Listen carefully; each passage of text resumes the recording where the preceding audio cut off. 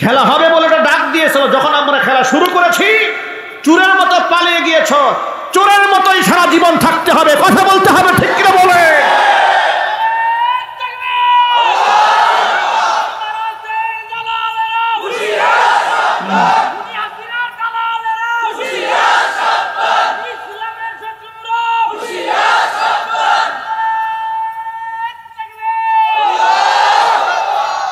প্রিয় যুবক ভাইরা আমার, ইজ্জত টাকা পয়সা দিয়ে হয় না, ক্ষমতাও দিয়ে হয় না।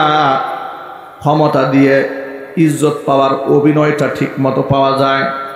ক্ষমতা চলে যাওয়ার পরে যদি আপনি সম্মান পেতেন, আপনি বুঝতে পারতেন ক্ষমতার অপব্যবহার আপনি করেন নাই, ঠিক কিনা বলেন? সবাই কি পালিয়েছে? যারা অপব্যবহার করেছে তারা পালিয়েছে। এমপি মন্ত্রী সবগুলা ছিল চোর বাটপার, সবগুলো পালিয়েছে।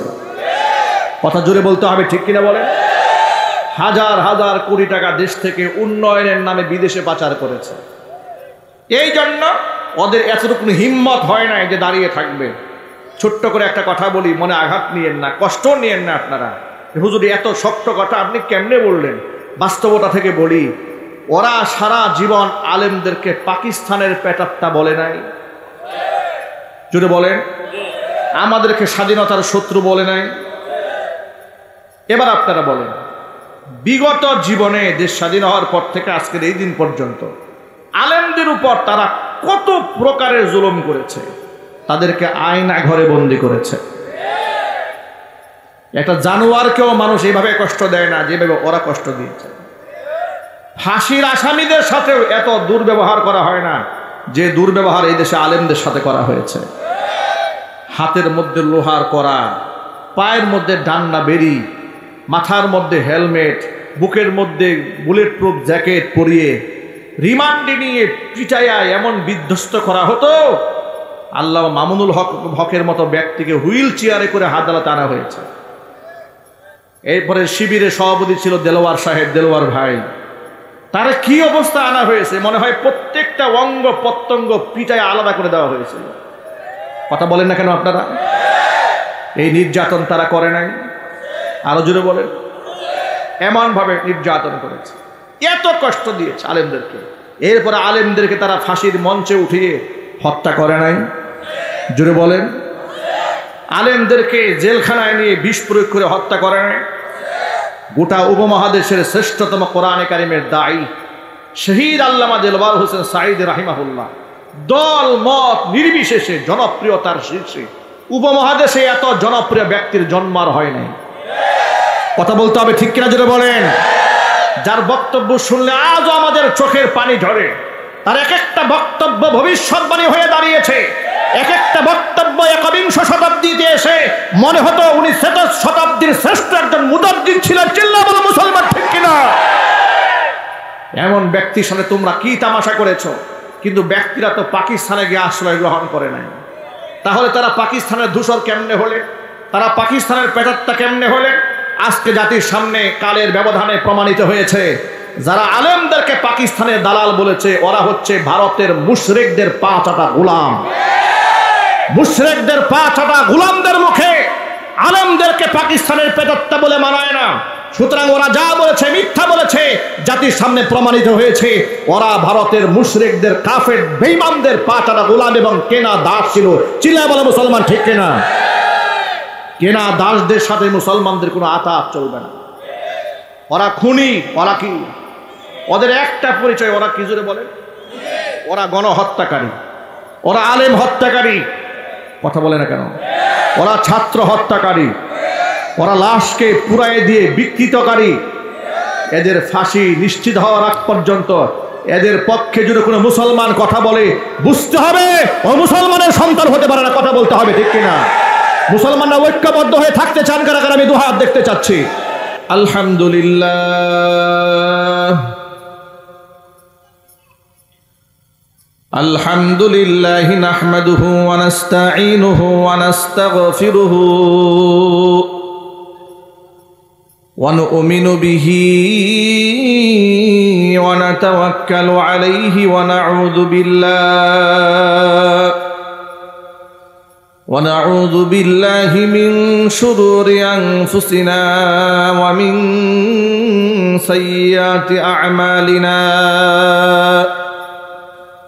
من يهده الله فلا مضل له ومن يضلله فلا هادي له ونشهد أن لا إله إلا الله وحده لا شريك له ونشهد أن سيدنا ونبينا وحبيبنا وشفيعنا ومولانا محمدا عبده ورسوله الذي أرسله بالحق بشيرا ونذيرا وداعيا إلى الله بإذنه وسراجا منيرا أما بعد فأعوذ بالله من الشيطان الرجيم بسم الله الرحمن الرحيم إن الله وملائكته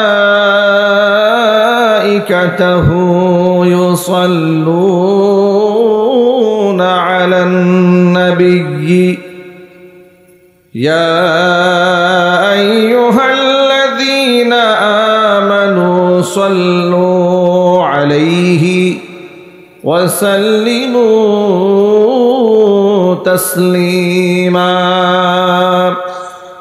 اللهم صل على محمد وعلى آل محمد كما صليت على إبراهيم وعلى آل إبراهيم إنك حميد مجيد اللهم بارك على محمد وعلى آل محمد كما باركت على إبراهيم وعلى آل إبراهيم إنك حميد مجيد জবান ছেড়ে দিয়ে প্রাণ খুলে সকলে মিলে কিছুক্ষণ জিকির করুন লা ইলাহা ইল্লাল্লাহ লা ইলাহা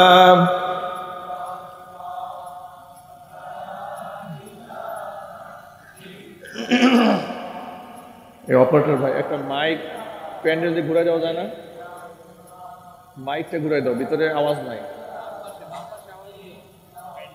প্যান্ডেলে মাইকটা ঘুরে দাও মাইক জোর আওয়াজে পড়েন লা ইলাহা ইল্লাল্লাহ লা ইলাহা ইল্লাল্লাহ লা ইলাহা ইল্লাল্লাহ লা ইলাহা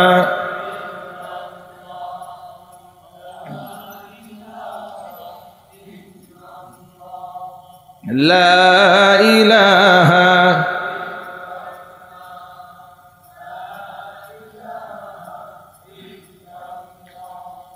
لا إله إلا الله محمد رسول الله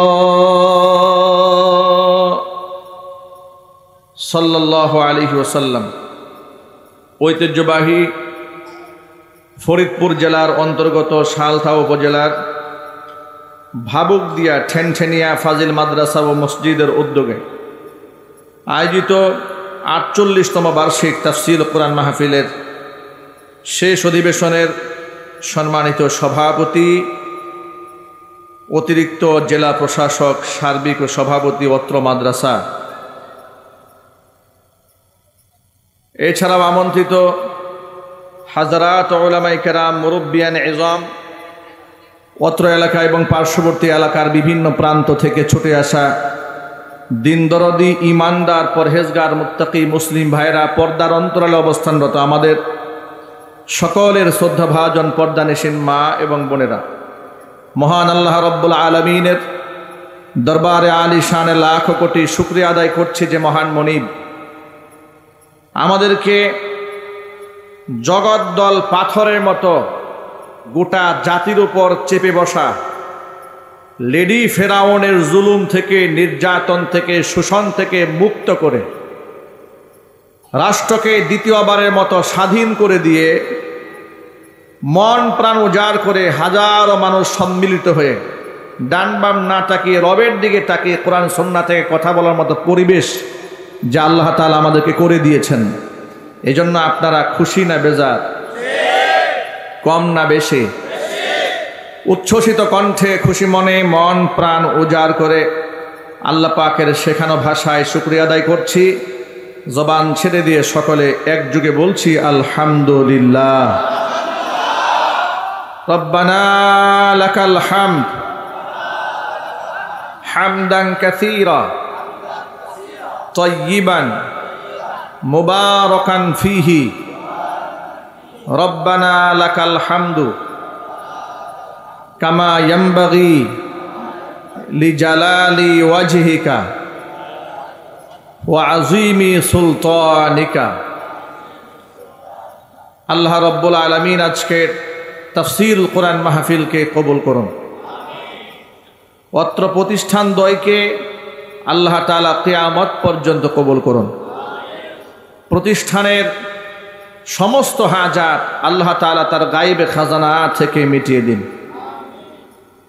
প্রতিষ্ঠানের আসাতিজায়ে কেরাম, ছাত্র ছাত্রী, গার্জিয়ান, মুহিব্বিন, মুতাআল্লিকিন, মসজিদের ইমাম, খতিব, মুয়াজ্জিন, খাদেম সাহেব সহ কমিটির সদস্যবৃন্দ সহ সকলকে আল্লাহ তাআলা মাফ করে দিন।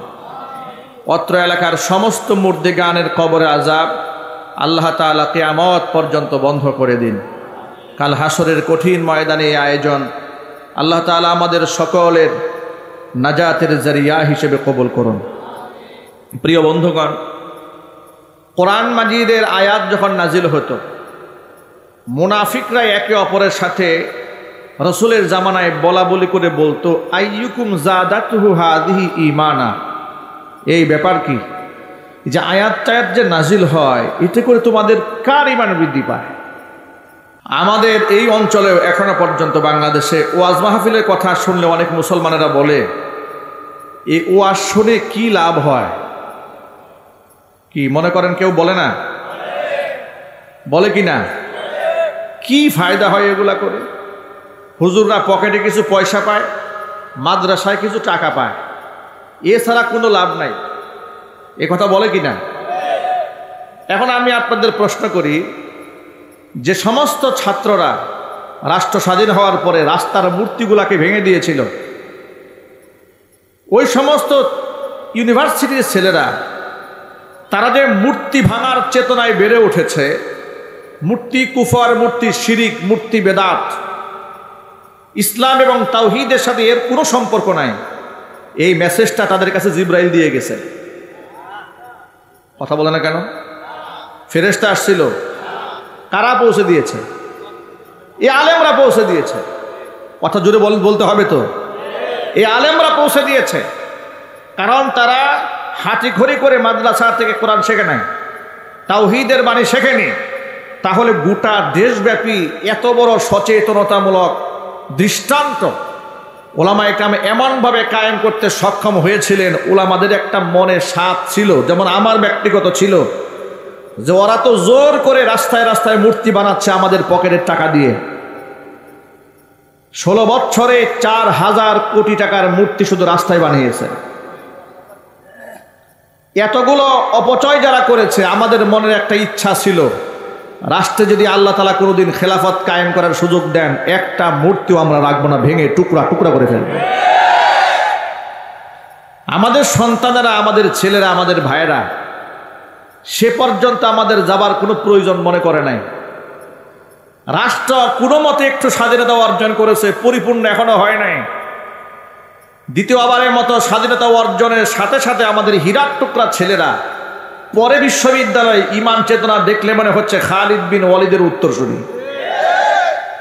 4 তলা 5 তলা সমান মূর্তিগুলা বেয়ে রশি দিয়ে বেয়ে উপরে উঠে গেছে। রশির মাথায় গিয়ে ওদের দেবতার মাথায় পেশাব করে দিয়েছে। কথা বলতে হবে, ঠিক কিনা বলেন? এগুলা শুধু মূর্তি নয়, শুধু ভাস্কর্য নয়, এগুলো ওদের দেবতা। দেবতা এই জন্য বলেছি কারণ এগুলাকে অনেক পূজা করা হয়েছে বিগত 16 বছরে। এগুলার সামনে ফুল দেওয়া হয় নাই। কথার আওয়াজ নাই আপনাদের এখানে। তো ওই ইয়াং যুবকদেরকে দেখা যাচ্ছে, যুবকের আওয়াজ এত কম কেন? ইসকন সদস্যরা ফিরে আসতেছে যুদ্ধ করার জন্য। আমি আমার ভাষায় বলেছি, ইসকনদেরকে বলে দিয়েছি, তোমরা যদি গৌর গোবিন্দের ভূমিকায় আসতে পারো, আমরা মুসলমানেরা শাহজালাল ইয়ামানের ভূমিকায় আসতে রাজি আছি। অতএব এগুলা এই ভংসং দেখায়, আমাদের ভয় দেখায় কোনো লাভ নাই। ওরা কিছু ডোমেস্টিক কুকুর লেলিয়ে দিয়েছে ভারত থেকে, গৃহপালিত কুকুর। সাংবাদিকতার নামে মলম বিক্রেতার অভিনয় করে করে এই যে ব্রেকিং নিউজ দেখেন, এটা আমাদের দরকার। এই ভণ্ডামি যারা করছে এদেরকে বলি, গোমূত্র পান করতে করতে তো মেজাজ মস্তিষ্ক সব নষ্ট হয়ে গেছে। মুসলমানদের লাঠি খাওয়ার আগ পর্যন্ত তোদের বিবেক জাগ্রত হবে না। যুবকেরা, শাহজালাল ইয়ামানী রাহমাতুল্লাহি আলাইহি শুধু জিকির করেন নাই, শুধু তাসাউফের কথা বলেন নাই, তিনি তলোয়ার নিয়ে আগমন করেছিলেন। মুসলমানরা শুধু তাসবিহটা গ্রহণ করেছে, তলোয়ারটা ভুলে গেছে। এই জন্য মুসলমানদের মার খেতে হয়েছে।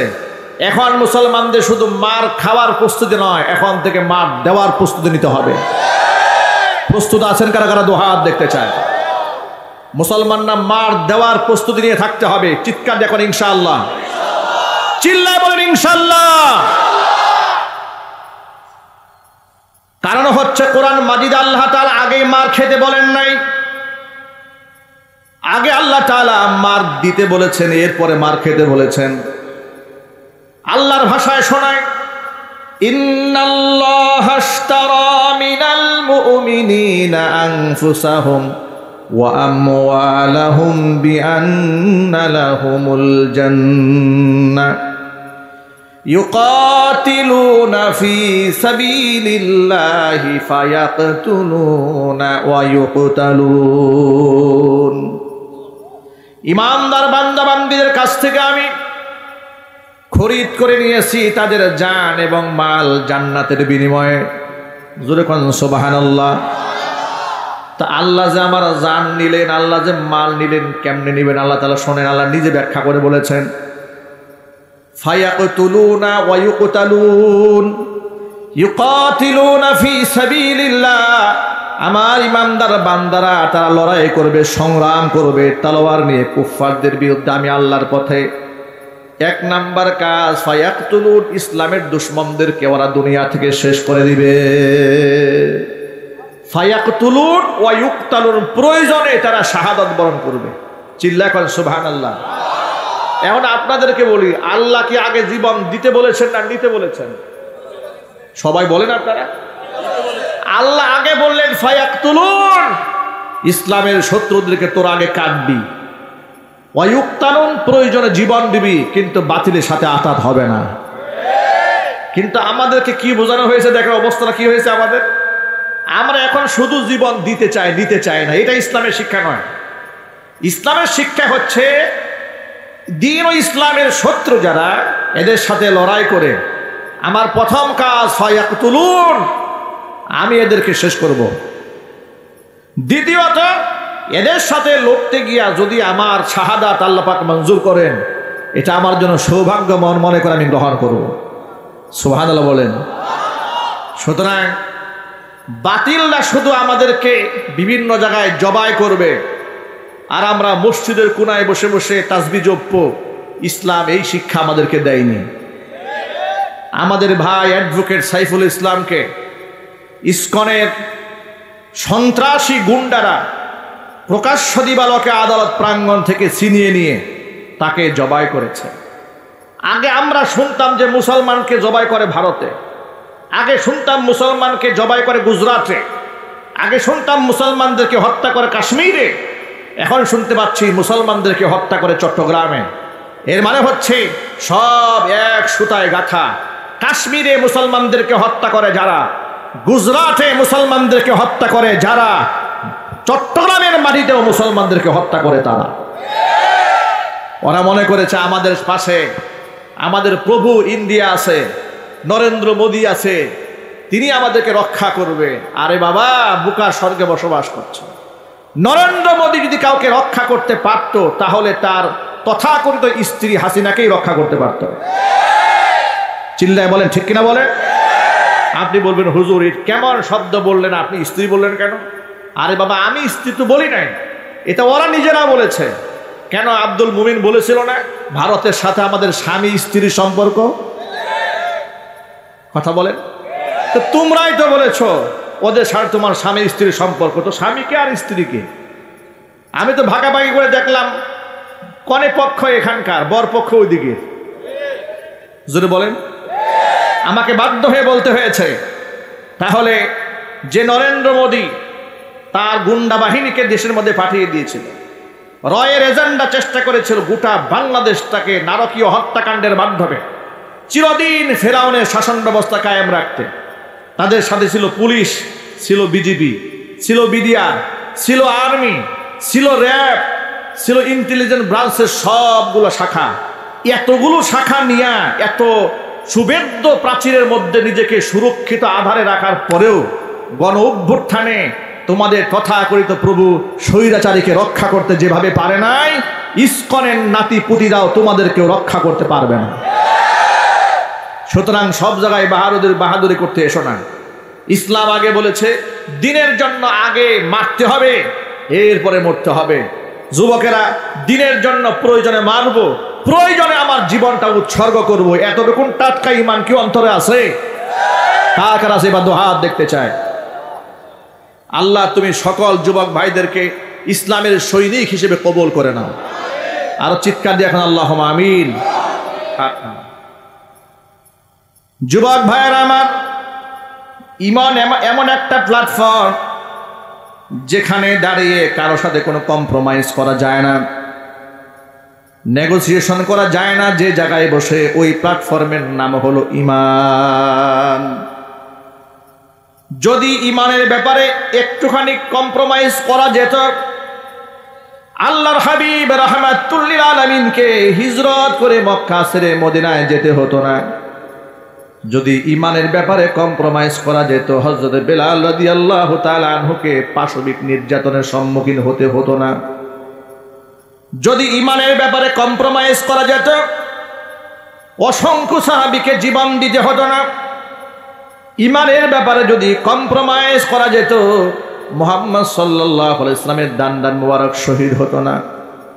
ঈমানের ব্যাপারে যদি কম্প্রোমাইজ করা যেত, নবী করিম সাল্লাল্লাহু আলাইহি ওয়াসাল্লামের মাথার মধ্যে ক্ষত বিক্ষত করে আল্লাহ নবী সাল্লাল্লাহু আলাইহি ওয়াসাল্লামকে জমিনের মধ্যে বেহুশ হয়ে পড়ে যেতে হতো না। ঈমান এমন একটা মজবুত প্ল্যাটফর্ম, যে ব্যক্তি পড়ে নিয়েছে লা ইলাহা ইল্লাল্লাহ, যে ব্যক্তি তার মনের মধ্যে এই বিশ্বাসটা ঢুকিয়ে ফেলেছে, এমন একটা প্ল্যাটফর্মে দাঁড়িয়ে পড়েছে, সে বিশ্বাস করে নিয়েছে লা মা'বুদা ইল্লাল্লাহ, আল্লাহ ছাড়া কোনো উপাস্য নাই, আল্লাহ ছাড়া কোনো মাবুদ নাই। এ কথার স্বীকৃতি মুখে যেমন দিতে হবে, আমলেও তা বাস্তবায়ন করতে হবে। এতে করে আমাকে যদি দেশ ছাড়তে হয় দেশ ছাড়তে হবে, যদি বাড়ি ছাড়তে হয় বাড়ি ছাড়তে হবে, সংসার যদি ছেড়ে যেতে হয় সংসার ছেড়ে দিতে হবে, জীবনকে যদি ঝুঁকির মধ্যে ফেলতে হয় তাও ফেলতে হবে। কিন্তু বাতিলের সাথে ঈমানি ব্যাপারে কোনো কম্প্রোমাইজ চলবে না। যুবক ভাইয়েরা আমার, কেন আপনারা আজকে কনসার্টে দৌড়াচ্ছেন? রাষ্ট্র স্বাধীন হওয়ার পরে বৈষম্য বিরোধী ছাত্র আন্দোলনে যারা রক্ত দিয়েছেন, জীবন দিয়েছেন, ঈমানের সাথে দেশপ্রেম নিয়ে যারা লড়াই ছিলেন, যারা দুনিয়া থেকে চলে গেছেন, আল্লাহ রাব্বুল আলামিন জান্নাতুল ফেরদাউস দান করেন। জোরে কোন আমিন। শহীদদের জন্য আপনি ইস্তিগফার করেন, আল্লাহর কাছে দোয়া করেন, তাদের জন্য আমরা দোয়া করব, এটা তাদের হক। যদি তারা জীবন দিয়ে এতটুকু স্বাধীনতা আমাদের জন্য অর্জন করে দিয়ে না যেত, স্বাধীনভাবে আজকে আপনাদের সামনে কোরআন নিয়ে আমরা কথা বলতে পারতাম না। এই জন্য তাদের প্রতি আমরা ঋণী, তাদের জন্য দোয়া করার দরকার আছে না নাই? আরো জোরে বলেন। আহত যারা হয়েছেন আল্লাহ শেফায়ে কামিলা আজিলাইয়া কুল্লিয়া নসিব করেন, জোরে কোন আমিন। যে সমস্ত মায়েরা বাবারা সন্তান হারিয়েছেন, সুখ সন্তপ্ত পরিবারকে আল্লাহ তাআলা ধৈর্য ধারণ করার তৌফিক দান করেন। আমরা আল্লাহর কাছে দোয়া করি রব্বুল আলামিন তারা যা হারিয়েছে তার থেকে উত্তম বদলা আপনি তাদেরকে দিয়ে দিন। কিন্তু সেটা না করে, শহীদদের জন্য আপনি দোয়া না করে, স্বাধীন সার্বভৌমত্ব বাংলাদেশের মধ্যে আপনি বিদেশ থেকে শিল্পী এনে কনসার্ট করলেন, নাচ গান করলেন, আল্লাহর কসম করে বলি এটা শহীদের রক্তের সাথে গাদ্দারি আর বেঈমানি ছাড়া কিছুই হয় নাই। কি করলেন আপনি? আজকেও দেখলাম ফেসবুকে লিখেছে শহীদদের উদ্দেশ্যে দোয়া মাহফিল। এই দোয়া মাহফিলের মধ্যে মেয়েদেরকে ডান্স করানো হচ্ছে, নাচানো হচ্ছে। জাহেলিয়াতের একটা সীমা থাকা দরকার। আপনাদেরকে স্পষ্ট জানাই দেয়, মাদ্রাসা ময়দানে আওয়ামী জাহিলিয়াতের আমলে যত প্রকার শিরকি কর্মকাণ্ড হয়েছে ওদের বিদায় হয়েছে।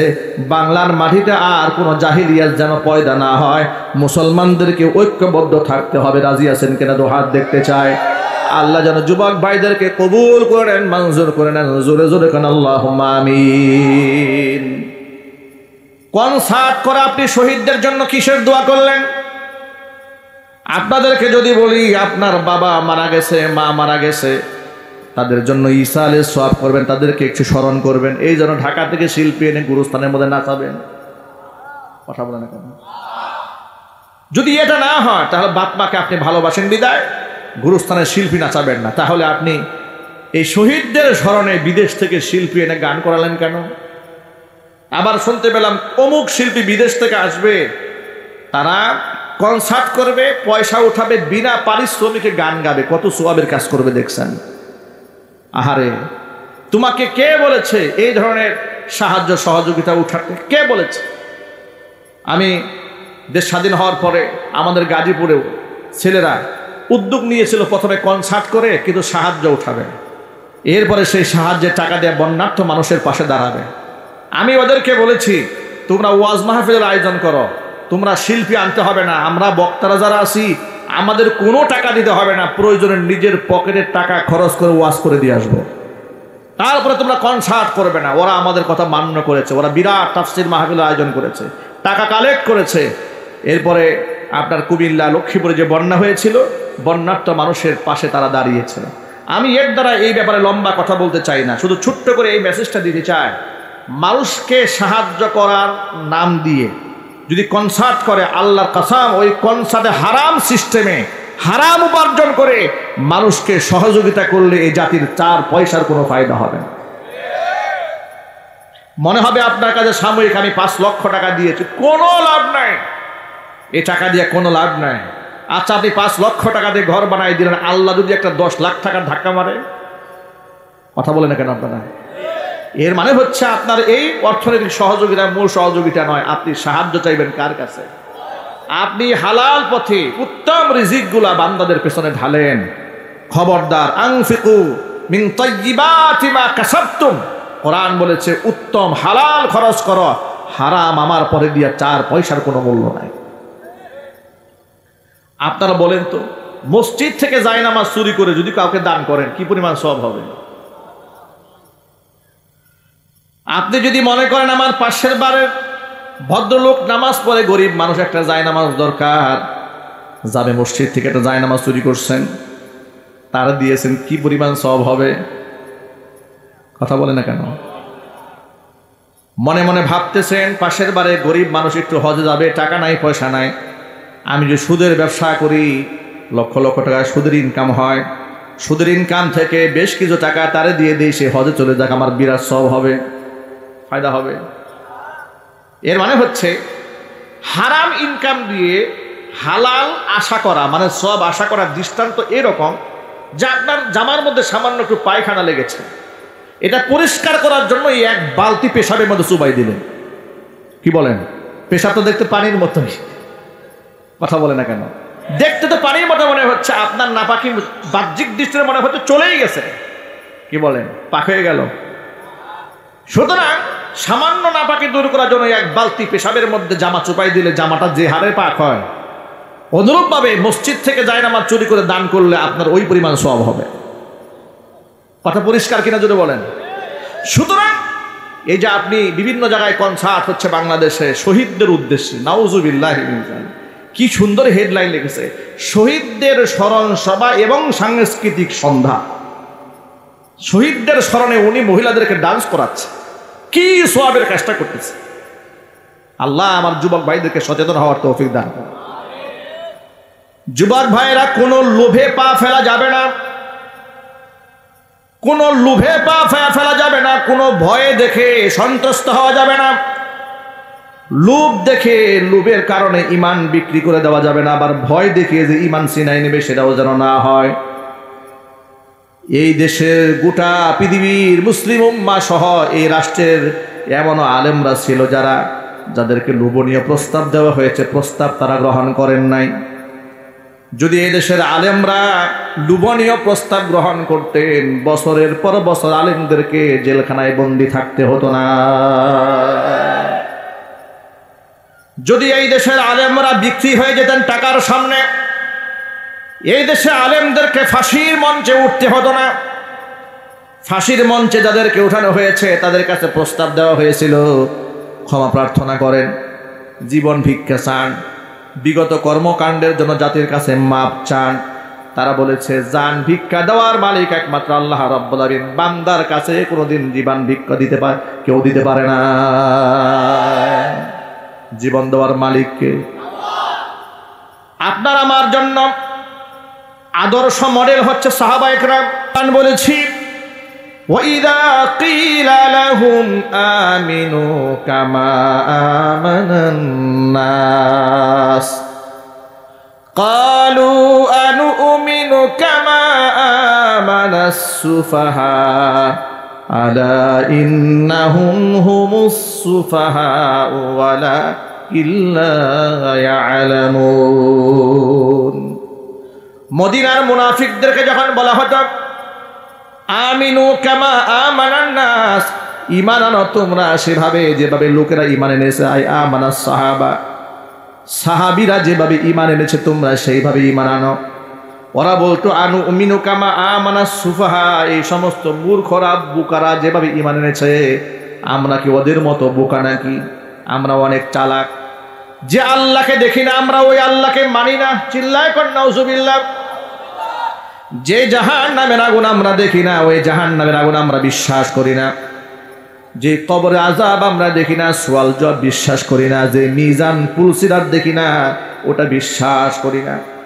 এমনকি তারা বলতো আইদা মিতনা ওয়া কুন্না তুরাবান ওয়া ইযামান আইন্না লামাবউসুনা খালকান জাদীদা, আমরা মরে পচে গলে হাড্ডি সার হয়ে যাব জমিনের সাথে। এরপর আইন্না লামাবউসুনা খালকান জাদীদা, আমাদেরকে আবার নতুন করে সৃষ্টি করা হবে। এটা কি সম্ভব নাকি? এটা তো বিস্ময়কর কথা। কাফেররা পুনরুত্থান দিবসকে এরকম তামাশা বলে গণনা করত। আল্লাহ রাব্বুল আমিন তার জবাব দিয়েছেন সূরা কাহফে, وَعُرِضُوا عَلَى رَبِّكَ صَفًّا لَقَدْ جِئْتُمُونَا كَمَا خَلَقْنَاكُمْ أَوَّلَ مَرَّةٍ بَلْ زَعَمْتُمْ أَن لَّن نَّجْعَلَ لَكُم مَّوْعِدًا। কিয়ামতের দিন মানুষদেরকে কাতারে কাতারে সারিবদ্ধভাবে রবের সামনে দাঁড় করায় দেওয়া হবে, কারো গায়ে কোনো জামা কাপড় থাকবে না। জামা কাপড়হীন ভাবে আল্লাহর সামনে, রবের সামনে যখন দাঁড় করে দেওয়া হবে, আল্লাহ বলবেন লাকাদ জিতুমুনা, তোমরা এসেছো অবশ্যই আমার কাছে, কামা খালাকনাকুম আউওয়ালা মাররা, যেভাবে তোমাদেরকে প্রথমবার সৃষ্টি করেছিলাম। বস্ত্রহীন অবস্থায় একেবারে জন্ম দিবসের মতো তোমরা আজকে আমার সামনে হাজির হয়ে গেলে। বাল জাআমতুম, বরং তোমরা দৃঢ় দাবি করে বসেছিলে যে আল্লাহ নাজআলা লাকুম মাওঈদা, তোমাদের জন্য ওয়াদার কোনো দিবস আমি বানাই নাই। এটাই তো তোমরা মনে করেছিলে। আমার প্রিয় ভাইরা, এক বাক্যে জবাব দিয়ে বলেন, আল্লাহর সামনে দাঁড়াবার প্রয়োজন আছে না নাই? দাঁড়াতে হবে না হবে না? ইচ্ছা করে কি লুকায়ে থাকার কোনো সুযোগ আছে? রবের সামনে আমাদেরকে দাঁড়াতেই হবে। এই জন্য আমার বন্ধুগণ, সাহাবায়ে কেরাম রাদিয়াল্লাহু তাআলা আনহুম আজমাইনদেরকে ঈমানের মানদণ্ড বানিয়ে দেওয়া হয়েছে। তারা যেভাবে ঈমান এনেছে তোমরা সেইভাবে ঈমান আনো। সাহাবীদের ঈমান লক্ষ্য করেন। বেলাল রাদিয়াল্লাহু তাআলা আনহুর মতো একজন কালো মানুষ, যার বংশমর্যাদা নাই, সামাজিক স্ট্যাটাস নাই, পয়সাবাদী নাই, কিচ্ছু নাই, এমন একজন কালো মানুষ দাম কত বেশি হয়েছে তার।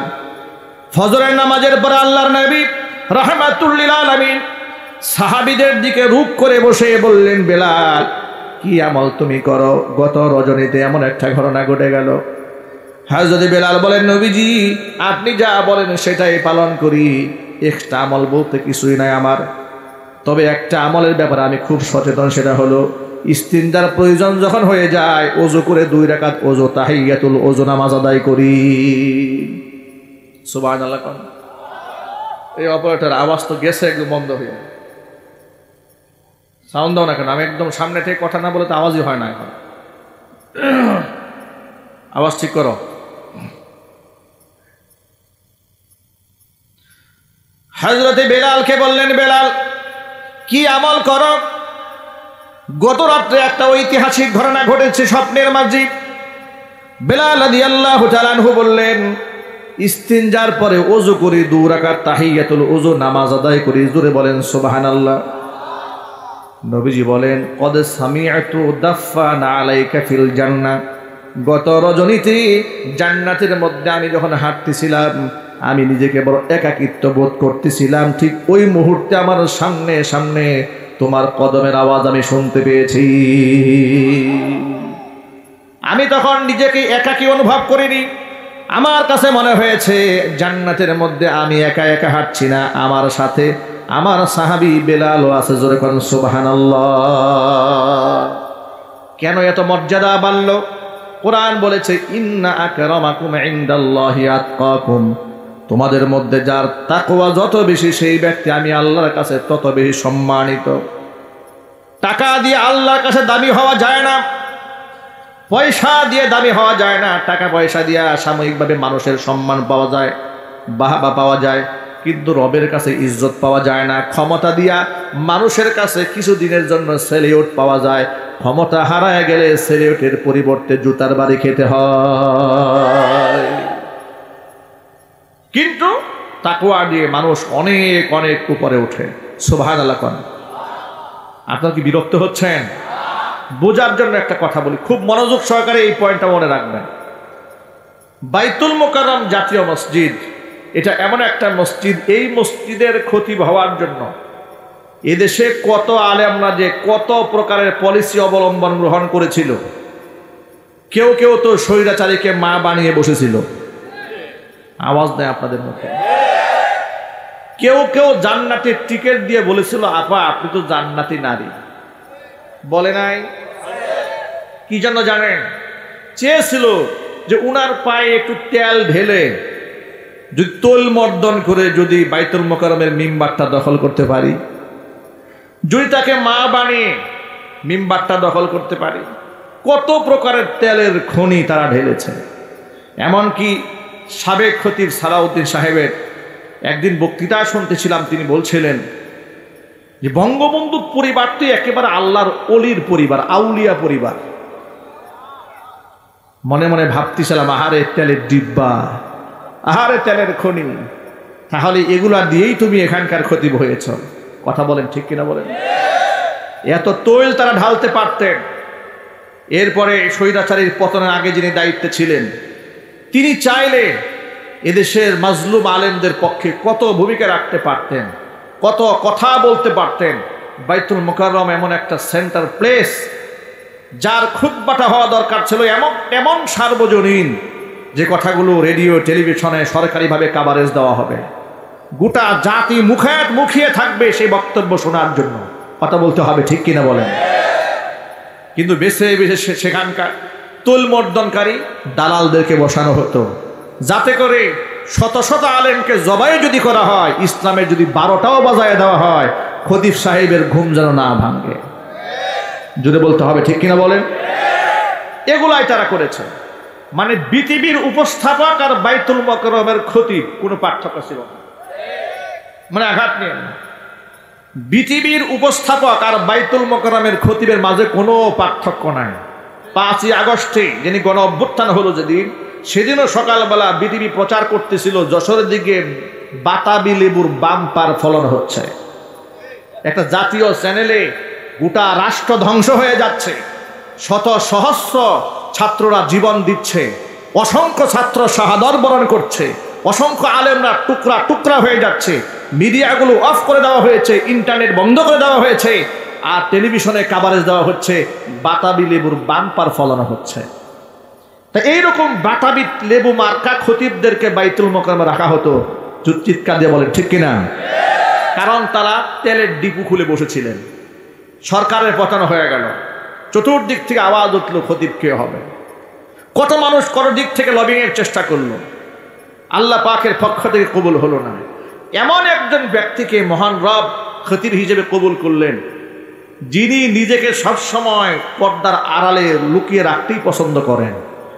এমন ব্যক্তি যিনি মিডিয়ার সামনে আসতে চান না, ক্যামেরার সামনে আসতে চান না। তিনি আমার সরাসরি উস্তাদ, অসংখ্য ফুকাহা উলামাদের উস্তাদ, উস্তাজুল আসাতিজা, মারকাজুদ দাওয়া আল ইসলামিয়ার প্রতিষ্ঠাতা প্রিন্সিপাল মুফতি আব্দুল মালিক হাফিজাহুল্লাহ। চিল্লাইফান সুবহানাল্লাহ। দেখতে চেহারা দেখে আপনি অনেক বড় আলেম মনে করবেন না, বডি অবস্থা দেখে একবারে সাদাসিধা মানুষ। বাইতুল মোকাররমে তিনি যখন প্রথম খুতবা দেওয়ার জন্য মিম্বারে বসেছেন, দেখে মনে হচ্ছে একজন তালিবুল ইলম বসে আছেন। আর যদি সেই জায়গায় লবিং করা কোনো হুজুর আসতো, তাহলে পাগড়ি থাকতো কমপক্ষে 32 হাত লম্বা। কথার আওয়াজ নাই। তার পাগড়ি ধরার জন্য কমপক্ষে 36 জন তালবে ইলম থাকতো। আওয়াজ নাই কেন ভাই? তার আবা কাবার গর্জিয়াস ভাব দেখলে, চাকচিক্য দেখলে তো মানুষ সব উল্টায় যাইতো। তিনি আসলেন তালবে ইলমের মতো। সুবহানাল্লাহ। তার কাছে যখন প্রস্তাব দেওয়া হলো যে আপনারা খতিব হিসেবে আপনার বাইতুল মোকাররমে চাচ্ছি, তিনি খুশিতে নাচ না দিয়ে তিনি কি করলেন জানেন? তিনি বললেন, আমি আমার উস্তাদ আল্লামা তাকি উসমানী হাফিজাহুল্লাহর কাছে একটু পরামর্শ করে নিই। সুবহানাল্লাহ। কি বাড়ি গিয়ে বলবেন?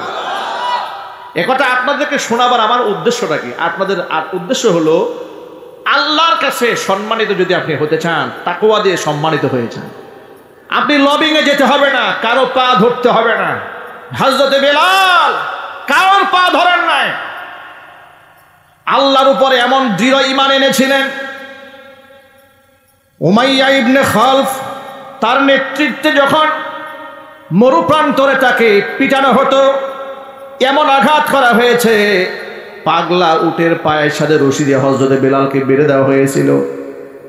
প্রচন্ড খরতাপে মরুপ্রান্তরে পাগলা উট দৌড়াচ্ছে, পেছনে পেছনে উটের এক মাথায়, উটের রশির এক মাথায় হযরতে বেলালের পা বাঁধা, তাকে নিয়ে দৌড়াচ্ছে। বেলালের পিঠের চামড়া, কানের চামড়া ছিঁড়ে যাচ্ছে, বেহুশ হয়ে গেল হযরতে বেলাল। বুকের মধ্যে পাথর চাপা দিয়া পাষণ্ডরা বলল, বেলাল এখনো সময় আছে, কালেমা ভুলে যাও। হযরতে বেলাল অস্ফুট আওয়াজে জবান থেকে বলছিলেন, লা ইলাহা ইল্লাল্লাহ, লা ইলাহা ইল্লাল্লাহ, লা ইলাহা ইল্লাল্লাহু মুহাম্মাদুর রাসূলুল্লাহ সাল্লাল্লাহু আলাইহি সাল্লাম। আল্লাহ রাব্বুল আলামিন মর্যাদায় এত বাড়ালেন, হযরতে বিলাল যখন আজান দিতেন, আজানের আওয়াজ আরশে মুআল্লাকে স্পর্শ করত। চিল্লায় এখন সুবহানাল্লাহ।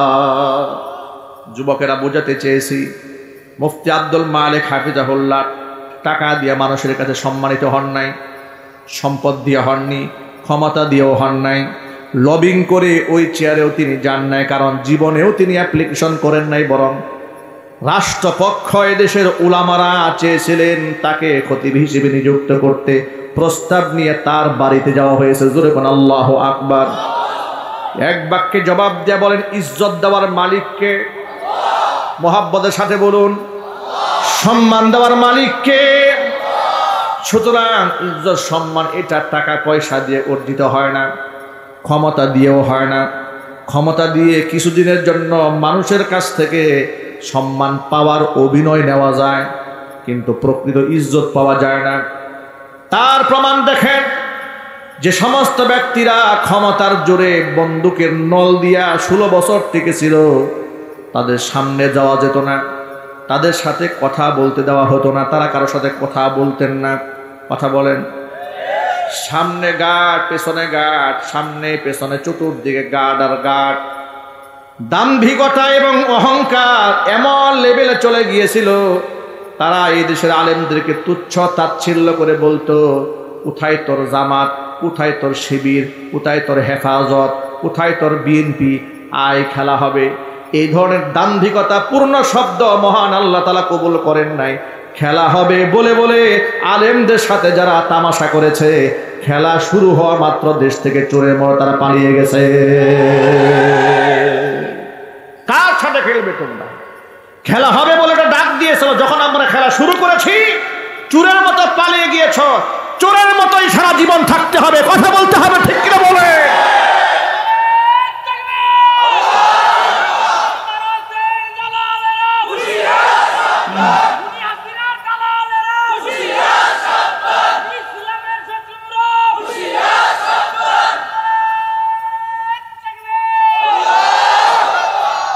প্রিয় যুবক ভাইয়েরা আমার, ইজ্জত টাকা পয়সা দিয়ে হয় না, ক্ষমতাও দিয়ে হয় না। ক্ষমতা দিয়ে ইজ্জত পাওয়ার অভিনয়টা ঠিক মতো পাওয়া যায়। ক্ষমতা চলে যাওয়ার পরে যদি আপনি সম্মান পেতেন, আপনি বুঝতে পারতেন ক্ষমতার অপব্যবহার আপনি করেন নাই। ঠিক কিনা বলেন? সবাই কি পালিয়েছে? যারা অপব্যবহার করেছে তারা পালিয়েছে। এমপি মন্ত্রী সবগুলা ছিল চোর বাটপার, সবগুলো পালিয়েছে। কথা জোরে বলতে হবে, ঠিক কিনা বলেন? হাজার হাজার কোটি টাকা দেশ থেকে উন্নয়নের নামে বিদেশে পাচার করেছে। এই জন্য ওদের এতটুকু হিম্মত হয় নাই যে দাঁড়িয়ে থাকবে। ছোট্ট করে একটা কথা বলি, মনে আঘাত নিয়েন না, কষ্ট নিয়েন না আপনারা। হুজুর এত শক্ত কথা আপনি কেমনে বললেন? বাস্তবতা থেকে বলি, ওরা সারা জীবন আলেমদেরকে পাকিস্তানের পেটাত্তা বলে নাই। যদি বলেন আমাদেরকে স্বাধীনতার শত্রু বলে নাই। এবার আপনারা বলেন, বিগত জীবনে দেশ স্বাধীন হওয়ার পর থেকে আজকের এই দিন পর্যন্ত আলেমদের উপর তারা কত প্রকারের জুলুম করেছে, তাদেরকে আয়না ঘরে বন্দি করেছে। একটা জানোয়ারকেও মানুষ এইভাবে কষ্ট দেয় না যেভাবে ওরা কষ্ট দিয়েছে। ফাঁসির আসামিদের সাথেও এত দুর্ব্যবহার করা হয় না যে দুর্ব্যবহার এই দেশে আলেমদের সাথে করা হয়েছে। হাতের মধ্যে লোহার কড়া, পায়ের মধ্যে ডান্ডা বেরি, মাথার মধ্যে হেলমেট, বুকের মধ্যে বুলেট প্রুফ জ্যাকেট পরিয়ে রিমান্ডে নিয়ে পিটাইয়া এমন বিধ্বস্ত করা হতো, আল্লাহ মামুনুল হকের মতো ব্যক্তিকে হুইল চেয়ারে করে আদালতে আনা হয়েছে। এরপরে শিবিরের সভাপতি ছিল দেলোয়ার সাহেব, দেলোয়ার ভাই, তার কি অবস্থা আনা হয়েছে, মনে হয় প্রত্যেকটা অঙ্গ প্রত্যঙ্গ পিটায় আলাদা করে দেওয়া হয়েছিল। কথা বলেন না কেন আপনারা? এই নির্যাতন তারা করে নাই? আরো জোরে বলেন। এমন ভাবে নির্যাতন করেছে, এত কষ্ট দিয়েছে আলেমদেরকে। এরপরে আলেমদেরকে তারা ফাঁসির মঞ্চে উঠিয়ে হত্যা করে নাই? জোরে বলেন। আলেমদেরকে জেলখানায় নিয়ে বিষ প্রয়োগ করে হত্যা করে নাই? গোটা উপমহাদেশের শ্রেষ্ঠতম কোরআনে কারিমের দায়ী শহীদ আল্লামা দেলওয়ার হোসেন সাঈদ রাহিমাহুল্লাহ দল মত নির্বিশেষে জনপ্রিয়তার শীর্ষে, উপমহাদেশে এত জনপ্রিয় ব্যক্তির জন্ম আর হয় নাই। কথা বলতে হবে, ঠিক কিনা জোরে বলেন। যার বক্তব্য শুনলে আজও আমাদের চোখের পানি ঝরে। তার এক একটা বক্তব্য ভবিষ্যৎবাণী হয়ে দাঁড়িয়েছে। এক একটা বক্তব্য একবিংশ শতাব্দীতে এসে মনে হতো উনি শতাব্দীর শ্রেষ্ঠ একজন মুদাদ্দির ছিলেন। চিল্লা বলো মুসলমান, ঠিক কিনা? এমন ব্যক্তির সাথে তোমরা কি তামাশা করেছো? কিন্তু ব্যক্তিরা তো পাকিস্তানে গিয়ে আশ্রয় গ্রহণ করে নাই। তাহলে তারা পাকিস্তানের দূষর কেমনে হলে, তারা পাকিস্তানের পেটাত্তা কেমনে হলে? আজকে জাতির সামনে কালের ব্যবধানে প্রমাণিত হয়েছে, যারা আলেমদেরকে পাকিস্তানের দালাল বলেছে ওরা হচ্ছে ভারতের মুশরিকদের পা চাটা গোলাম। মুশরিকদের পা চাটা গোলামদের মুখে আলেমদেরকে পাকিস্তানের প্রেতাত্মা বলে মানায় না। সুতরাং ওরা যা বলেছে মিথ্যা বলেছে, জাতির সামনে প্রমাণিত হয়েছে। ওরা ভারতের মুশরিকদের, কাফের, বেঈমানদের পাটারা গোলাম এবং কেনা দাস ছিল। চিল্লায় বলে মুসলমান ঠিক কিনা? কেনা দাসদের সাথে মুসলমানদের কোনো আতাত চলবে না।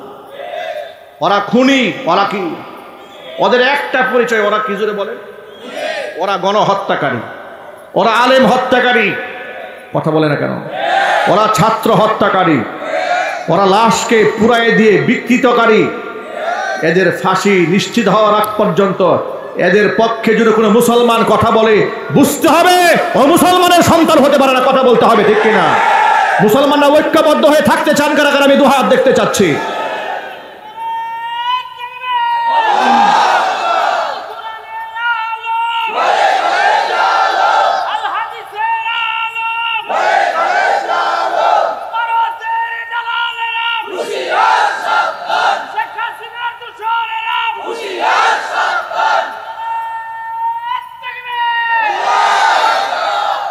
প্রিয় ভাইয়েরা আমার, ইমানের ব্যাপারে কোনো প্রকারের কম্প্রোমাইজ চলে না।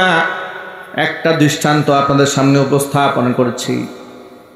নবী করিম সাল্লাল্লাহু আলাইহি ওয়াসাল্লামের বিখ্যাত সাহাবী হযরত আব্দুল্লাহ ইবনে হুযাফা রাদিয়াল্লাহু তাআলা আনহু, খলিফাতুল মুসলিমিন, আমিরুল মুমিনিন ওমর ইবনুল খাত্তাব রাদিয়াল্লাহু তাআলা আনহুর খেলাফত কালে সৈন্য সামন্ত নিয়া রোম সম্রাটের সৈনিকদের বিরুদ্ধে লড়াই করতে গিয়েছিলেন।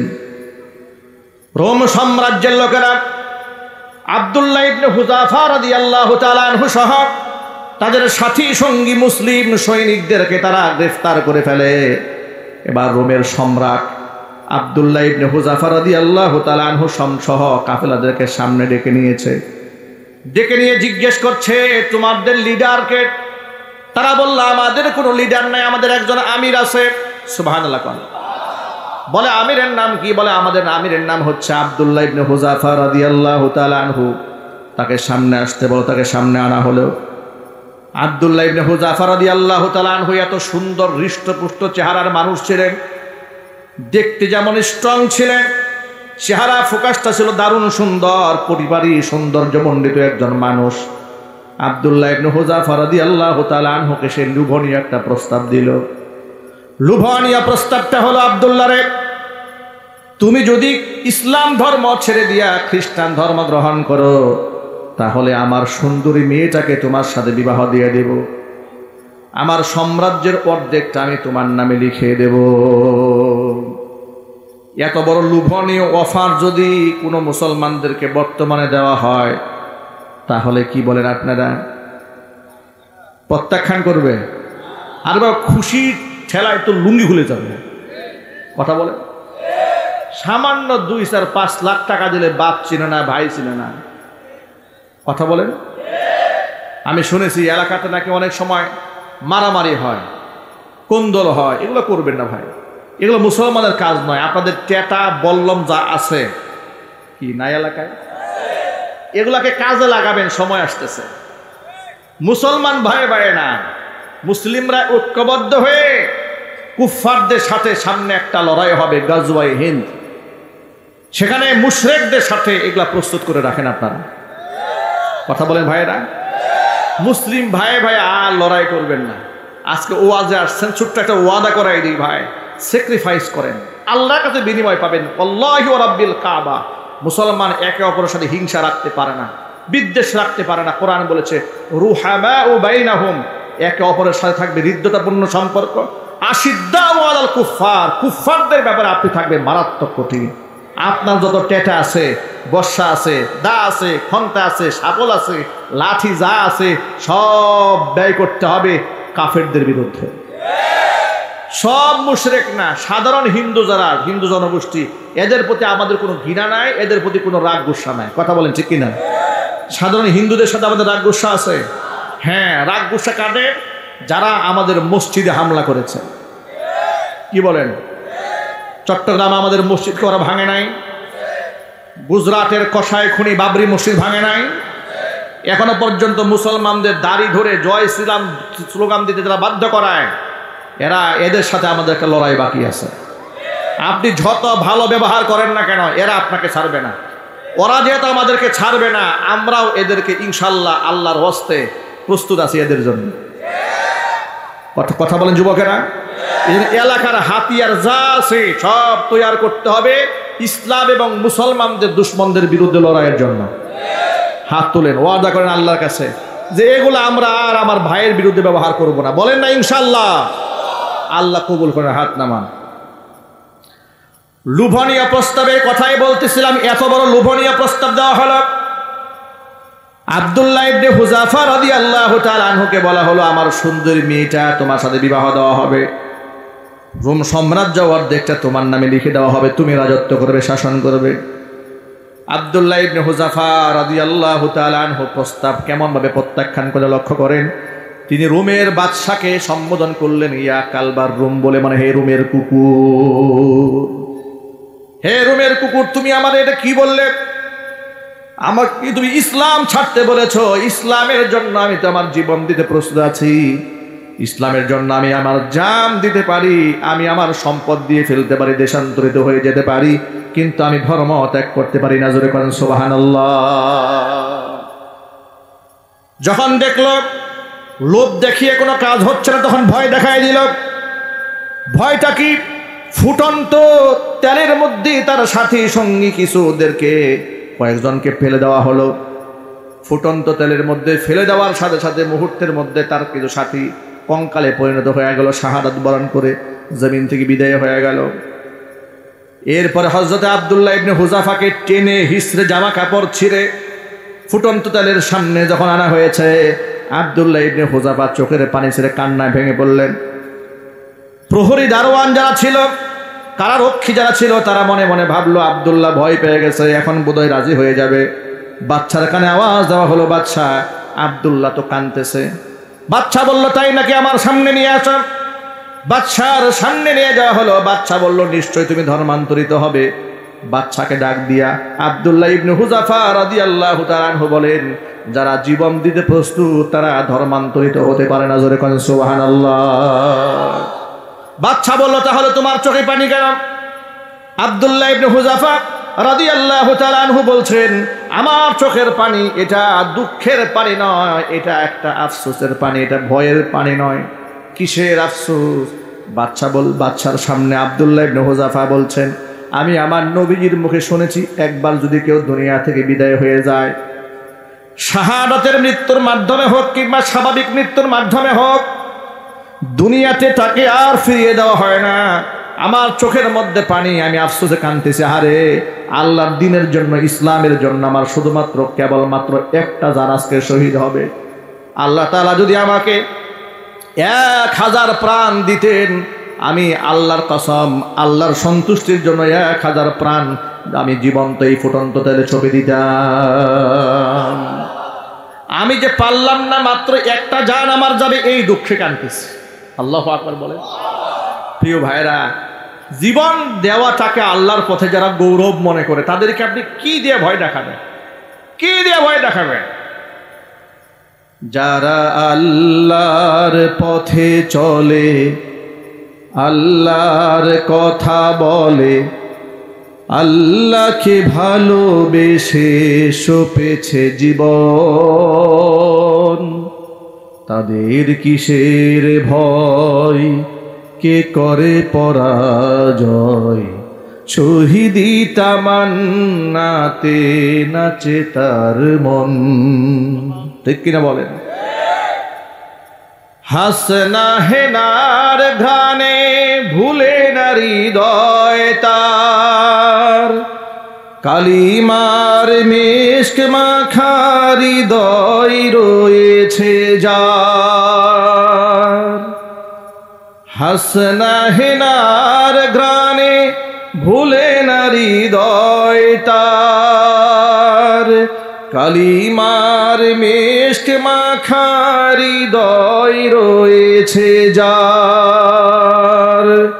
সব পিছু টান ভুলে জিহাদের পথে চলে, সব পিছু টান ভুলে জিহাদের পথে চলে, সে তো তার ঈমান বলে।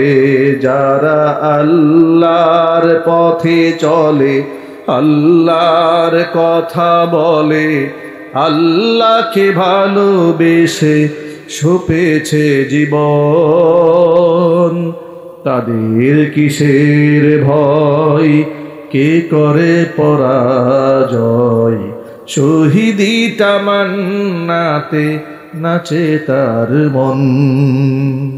ঠিক কিনা বলে?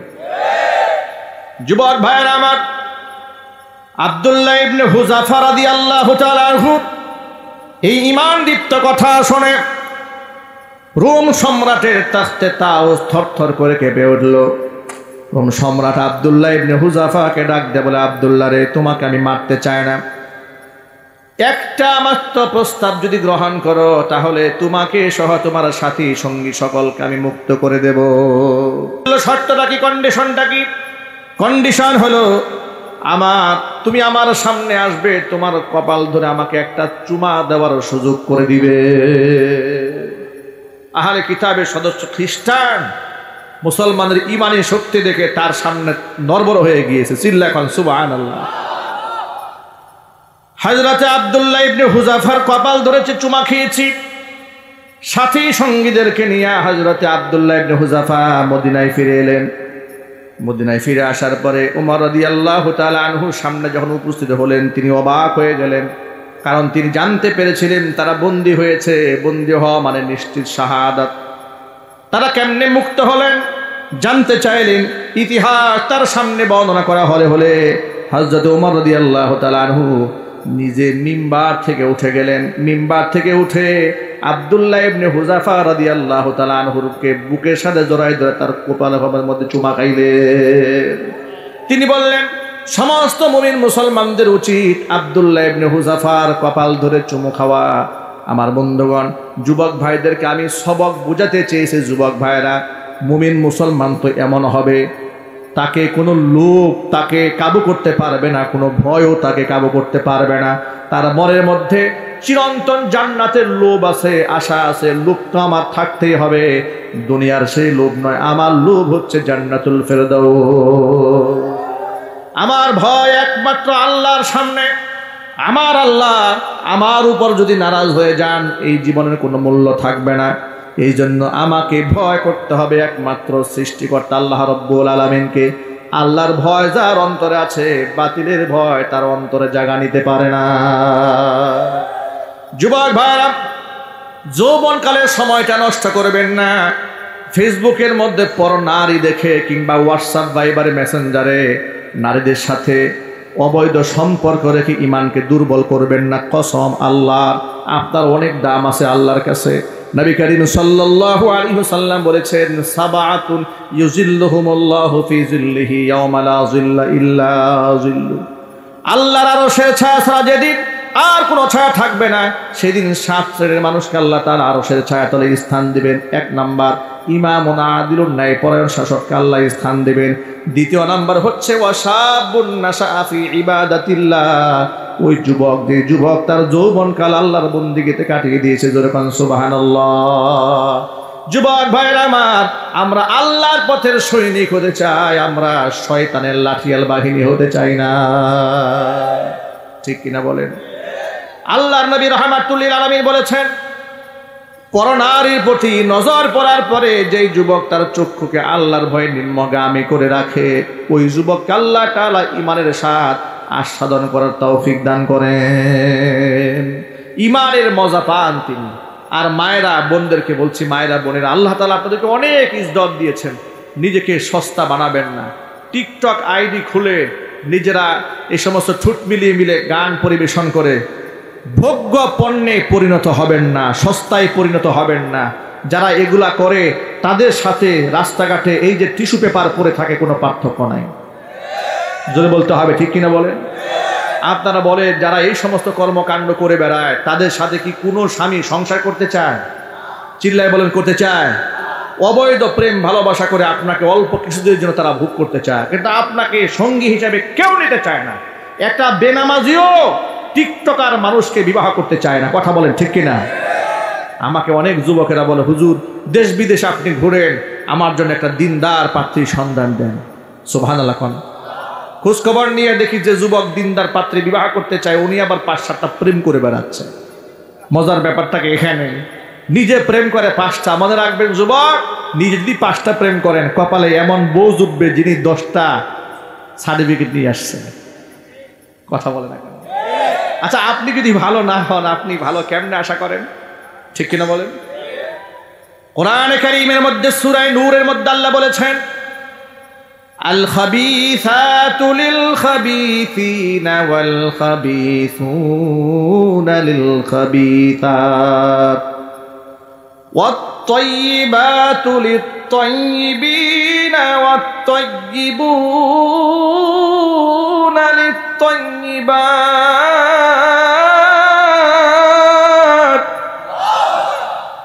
আল্লাহ পাক বলেন, আল খাবিসাতু লিল খাবিসিনা, দুশ্চরিত্রা নারীগুলা দুশ্চরিত্র পুরুষের জন্য, ওয়াল খাবিসুনা লিল খাবিসাত, দুশ্চরিত্র পুরুষগুলা দুশ্চরিত্রা নারীর জন্য বরাদ্দ। ওয়াত তাইয়িবাতু লিত তাইয়িবিন, উত্তম পবিত্র নারীগুলা উত্তম পুরুষের জন্য। জোরে বলেন সুবহানাল্লাহ। ওয়াত তাইয়িবুনা লিত তাইয়িবাত, উত্তম পুরুষগুলা উত্তম পবিত্র নারীর জন্য।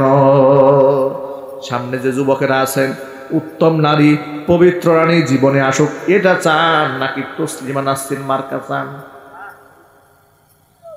তসলিমা চান। উত্তম স্ত্রী কারা কারা চান? হাত দেখি তো। ঘরে উত্তম বউ থাক, একটু ভালো করে তুলেন, আল্লাহকে দেখান। আরে বাবা, আল্লাহকে তামান্না করেন, আল্লাহকে যদি নাই চান দেবে কি ঘোড়ার ডিম? ভালো করে তোলেন। হ্যাঁ, মাশাআল্লাহ। উত্তম নারী চান তো? ইনশাআল্লাহ বলেন। উত্তম নারী চাইতে গেলে নিজেকে পবিত্র হতে হবে। ইনশাআল্লাহ বলেন। আজকের পর থেকে এক ওয়াক্ত নামাজও কাজা করতে হবে না ইনশাআল্লাহ। আজকের পর থেকে সকলেই 5 ওয়াক্ত নামাজ জামাতের সাথে মসজিদে গিয়ে আদায় করবেন। ওয়াদা করেন একটু? হাত তুলেন না ভাই, ভয় পাচ্ছেন নাকি? আমি কি মারামারি করতে বলছি? আরে বাবা, আমি তো আপনার যেটা নৈতিক দায়িত্ব, ফরজ দায়িত্ব, নিজেকে মুসলমান দাবি করার যে অস্তিত্বের সম্পর্ক যার সাথে, তার নাম কি? তার নাম কি? তার নাম নামাজ। সেই নামাজটা পড়বো তো ইনশাল্লাহ। কয় ওয়াক্ত? আরো জোরে বলেন। দৈনিক 5 ওয়াক্ত। মনে থাকবে ইনশাল্লাহ। হাত নামা। তবে এই নামাজ পড়বো ইনশাআল্লাহ, সাথে সাথে আমরা সব ধরনের অশ্লীলতা থেকে নিজেকে হেফাজত রাখবো। আপনি যদি পাঞ্জেগানা নামাজে হয়ে যান একেবারে বা জামাত, আপনার মধ্যকার শয়তানি দেখবেন আল্লাহ রহমতে এমনি দূর হয়ে গেছে ইনশাআল্লাহ বলেন। মা বোনদেরকে বলছি, মায়েরা বোনেরা, আপনারাও আল্লাহকে ভয় করুন, আল্লাহকে ভয় করুন, আল্লাহকে ভয় করুন। নিজে বুরকা পরেন কিন্তু মেসেঞ্জারে পরপুরুষের সাথে কথা বলেন, এই বুরকার 4 পয়সা মূল্য নাই। কথা বলতে হবে, ঠিক কিনা বলেন? যে নারী বুরকা পরে পরপুরুষের সাথে বাজে সম্পর্ক রাখে, সে বুরকার মাহাত্ম্যই বুঝে না। সে মনে করে সে বুরকার নাম পর্দা। কি বুরকার নাম পর্দা?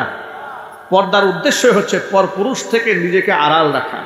তা আপনি বুরকা পরলেন, পরপুরুষের সাথে কথাবার্তা বলছেন, তা আপনি তো বুরকার মাহাত্ম্য বোঝেন নাই, পর্দার গুরুত্বই বোঝেন নাই। আপনি প্রতিনিয়ত চোখের জিনা করেছেন, কানের জিনা করেছেন, অন্তরের জিনা করেছেন, হাতের জিনা করেছেন। ঠিক কিনা বলেন? আল্লাহ আমার মা বোনদেরকে তুমি হেফাজতে থাকার তৌফিক দান করো। আল্লাহ আমার যুবক ভাইদেরকে পবিত্র থাকার তৌফিক দান করো। চিৎকার দিয়ে এখন আল্লাহুম্মা আমিন।